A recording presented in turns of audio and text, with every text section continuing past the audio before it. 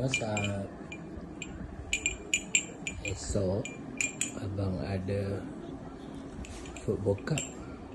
Lusa abang ada Jiu-Jitsu international competition. Penat sangat training, tidur, tapi ada conteng. Mana dah ni? Kenapa mana maka? Papa? Ya. Adik buat ke? Adik buat? Adik conteng?